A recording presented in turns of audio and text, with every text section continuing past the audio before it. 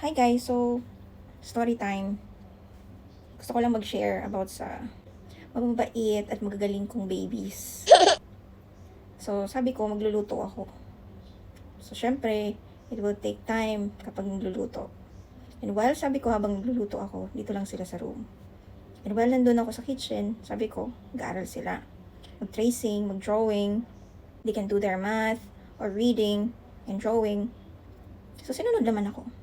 Kaya lang nagulat ako, hindi ko naman in-expect na pati yung mga pader, pati yung table, talagang pinuno talaga nila ng drawing, ng tracing.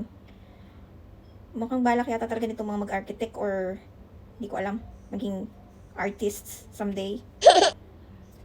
Though meron naman ng mga konti-konti na mga guhit-guhit dyan, pero hindi pa ganun ka sobrang dami.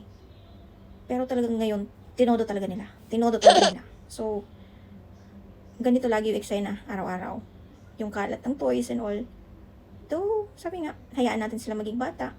Let them enjoy their childhood. So, support naman tayo dyan. And, magagaling, di ba? Kasi, alam nilang magagalit ako kapag ginawa nila yon. So, para hindi ako magalit, nagkaisa na sila.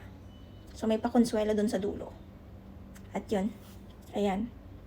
Nakikita nyo, sa dulo, ayan, may pa I love you, mommy. So, paano? Paano tayo magagalit ngayon? Comment down below, guys. Kung naka-experience na din kayo ng ganyan. Yan lang.